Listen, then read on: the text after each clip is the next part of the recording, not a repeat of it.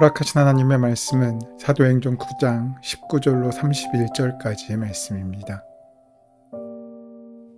사울이 다메섹에 있는 제자들과 함께 며칠 있을새 즉시로 각 회당에서 예수가 하나님의 아들이심을 전파하니 듣는 사람이 다 놀라 말하되 이 사람이 예루살렘에서 이 이름을 부르는 사람을 멸하려던 자가 아니냐.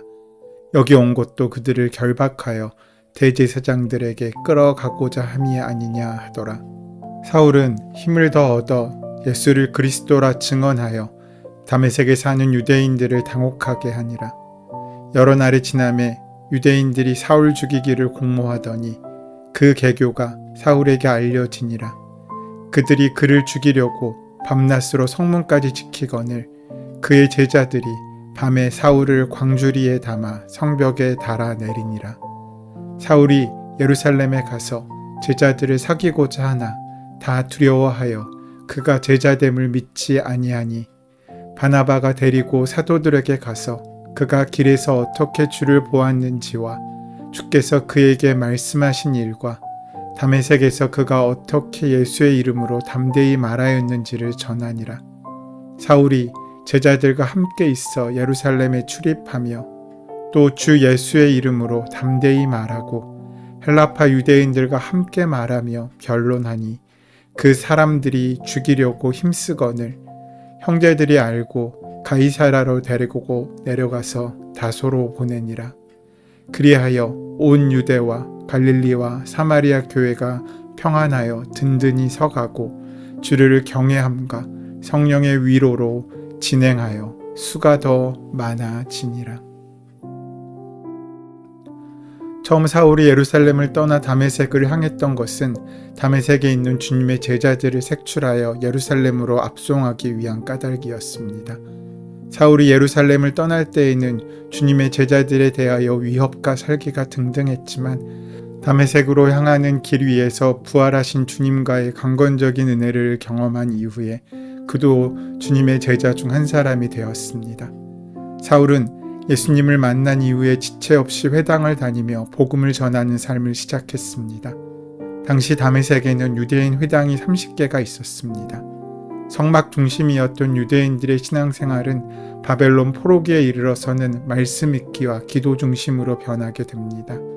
바벨론 포로기 때에는 유대인들의 성전이 없었고 갈 수 없었기 때문에 당연한 일이었습니다. 포로 생활에서 돌아온 유대인들은 에스라의 사역을 통해 말씀 중심의 예배를 드리게 되었고 이것이 수십 년에 걸쳐 회당 제도로 발전하게 된 것입니다. 성전 중심의 신앙생활은 이제 회당 중심으로 변화되었습니다. 그렇게 회당은 유대인들이 하나님께 예배드리는 장소일 뿐만 아니라 자녀들을 위한 율법 교육과 유대교 공동체의 공적 생활 관리의 역할까지 수행하였습니다. 각 지역에 흩어져 살았던 디아스포라 유대인들은 회당을 중심으로 생활하게 되었고 사울은 회당을 복음을 전파하는 전략적인 장소로 이용하여서 이후에 어느 도시를 방문하든지 회당을 가장 먼저 찾는 모습을 볼 수 있습니다.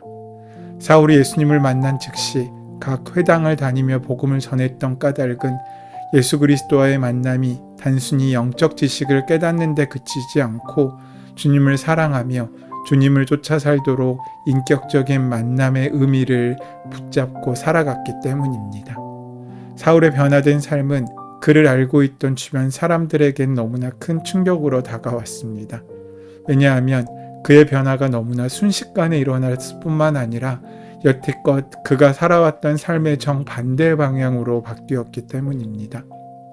사울이 복음을 전하였을 때 그것을 들은 사람들은 복음의 내용보다 복음을 전하는 사울의 변화에 더 큰 충격을 받았습니다. 그의 변화는 단번에 이루어졌습니다.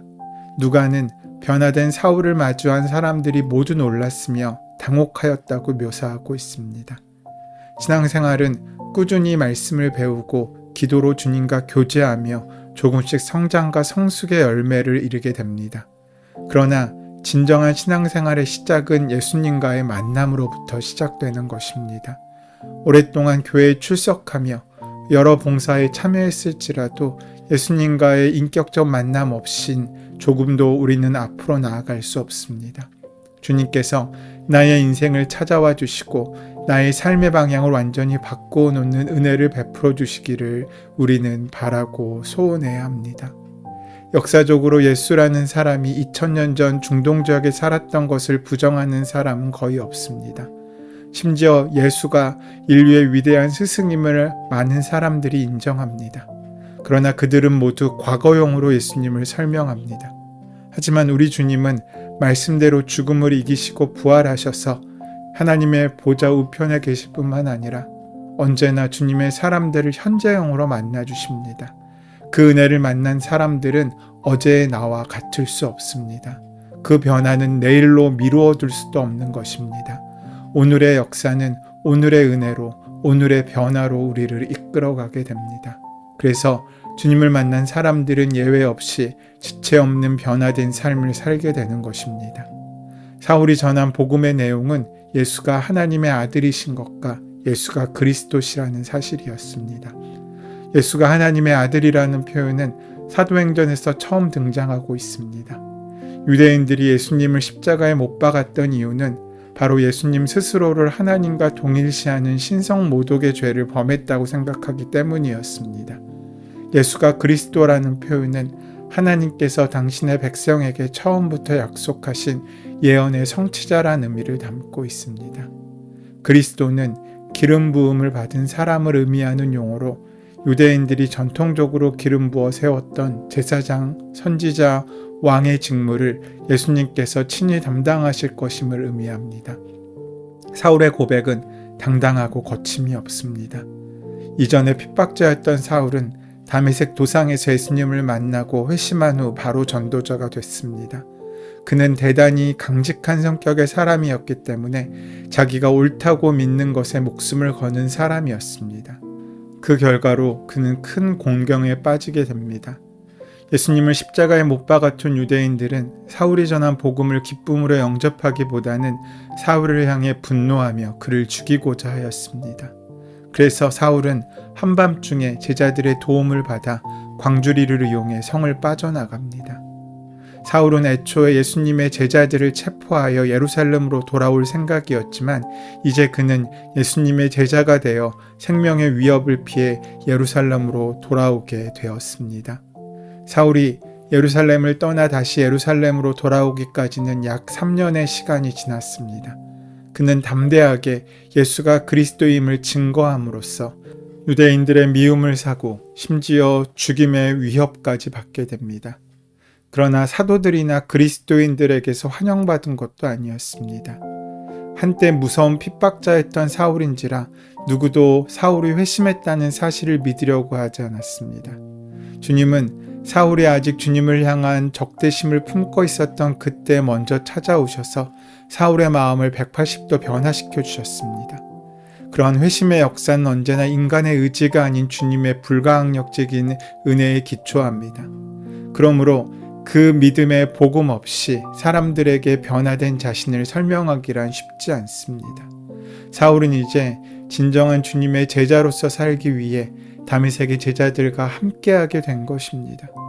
하지만 예루살렘에 거주하는 제자들은 스데반의 순교 현장에서 살기등등했던 사울의 마지막 모습을 떠올리며 그의 회심을 믿지 못하고 그를 두려워했습니다. 바로 얼마 전까지 스데반 집사를 죽이는데 주동자 역할을 했고 수많은 기독교인들을 잡아서 옥에 가두어 죽이었던 사울을 기독교인들이 좋게 여길 리도 없었고 예수를 믿고 있다는 것도 사실 믿을 수 없었습니다. 이것이 어떤 계략이 담겨 있고 우리를 모두 잡아가려는 어떤 수작이 아닌지라는 의심을 갖게 된 것입니다. 사울은 예수님을 만나고 난 다음에 또 다른 차원의 심각한 공경에 빠지게 된 것입니다. 그는 자신과 함께 동고동락해야 할 예수님의 사람들과 함께 있지 못하였습니다. 이때 하나님께서는 또 한 사람의 만남을 통하여 이 어려운 가운데 길을 내십니다. 하나님께서는 사울이 회심한 직후에 그를 홀로 두지 않으시고 다메섹의 신앙 공동체와 교제할 수 있도록 아나니아를 준비하셨습니다. 다메섹에서 하셨던 것처럼 하나님께서는 사울이 예루살렘의 제자들과 교제할 수 있도록 바나바라는 한 사람을 준비하셨습니다. 바나바는 성령과 믿음이 충만한 사람으로 예루살렘 신앙 공동체의 신뢰를 받고 있었던 사람입니다. 사람들의 불신과 오해 가운데서도 변함없이 사울을 믿어준 사람이 바나바였고, 그런 바나바의 믿음과 사랑 덕분에 사울은 사도 바울의 삶을 살 수 있게 된 것입니다. 바나바가 이처럼 사울을 사랑하고 도운 것은 정말 특별한 일입니다. 바나바가 성령의 사람이 아니었다면 있을 수 없는 일이었습니다. 바나바는 사울을 만나고 성령님이 사울에게 임하였음을 알았습니다. 예수님께서 친히 바울에게 계시하셨고 이방인 선교를 위하여 택하셨음을 알았습니다. 이것을 알게 된 바나바는 사울의 지난 과거를 덮었습니다. 아니, 다 잊었습니다. 오직 사울을 도와주려고 걱정을 하고 사도들에게, 교인들에게 그 사울을 소개시켜 주었습니다. 그리고 사울과 함께 했습니다. 이것은 단순히 바나바의 인격이나 성품이 훌륭했기 때문에 가능한 일이 아닙니다. 바나바가 사울을 돕는 것은 많은 비난과 오해를 받을 만한 일이었습니다. 바나바에게는 아무런 유익이 없는 일이었습니다. 사실 우리는 남의 일같이 여겨지니까 그것이 얼마나 어려운 일인가에 대해서 잘 실감이 안 나지만 한번 생각해 보십시오. 스데반은 바나바에게 너무나 귀한 사람입니다. 그런데 사울은 스데반을 돌로 쳐 죽이는 일의 주동자였습니다.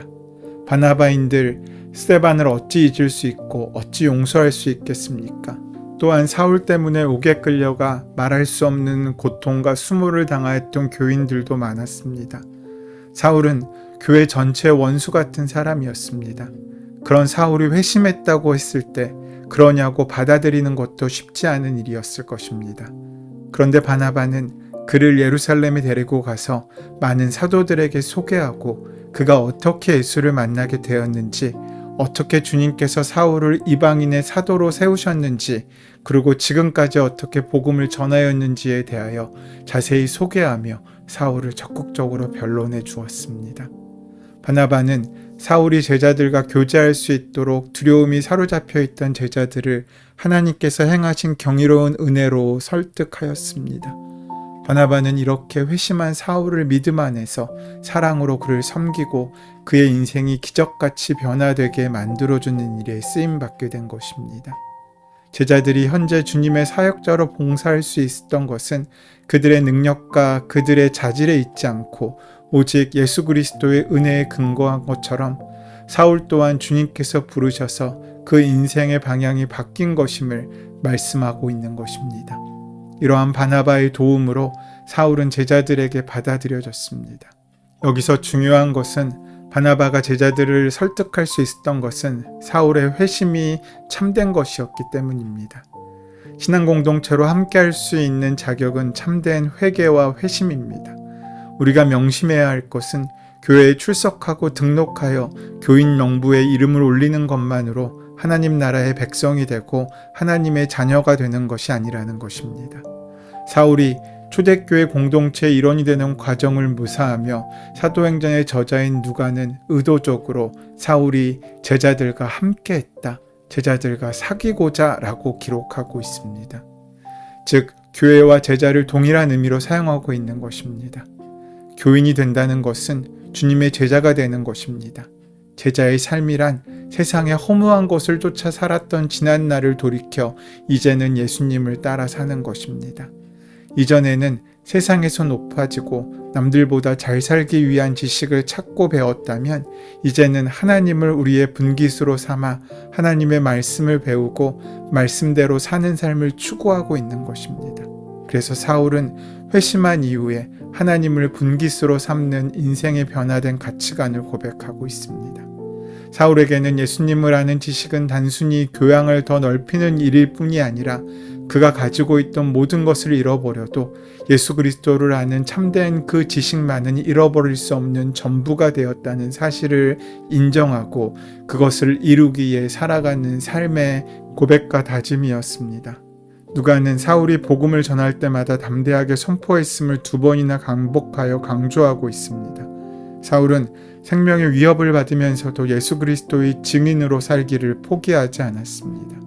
사울이 예루살렘에서 복음을 더 이상 전하지 못하고 다소로 피신하게 되었음에도 성경은 교회가 든든히 서갔다라고 말씀하고 있습니다. 그들이 세상의 위협 가운데도 믿음으로 전진할 수 있고 기쁨과 부흥의 열매를 맺을 수 있었던 까닭은 주님을 경외하고 신뢰하였기 때문입니다. 오늘 우리의 인생의 환경이 어떻게 우리에게 다가올지 우리는 알 수 없어도 오직 주님을 경외하고 신뢰하고 순종하는 마음으로 살아갈 때 우리 삶 가운데 귀한 열매가 가득하게 될 줄로 믿습니다. 그 많은 열매가 함께 하시게 되기를 소원하고 축원합니다. 은혜의 주님, 우리가 아직 죄인 되었을 때 우리를 먼저 찾아오신 주님의 귀한 사랑으로 언제 어디서나 그리스도인의 삶을 살 수 있도록 동행하시고 인도하여 주시옵소서. 예수 그리스도의 이름으로 기도드립니다. 아멘. 이제 오늘 이 아침 우리에게 허락하신 본문의 말씀이 나에게 하시는 주님의 말씀으로 만나지기 위하여 본문의 말씀을 묵상하시고 기도하는 시간 가지도록 하겠습니다. 함께 기도합니다.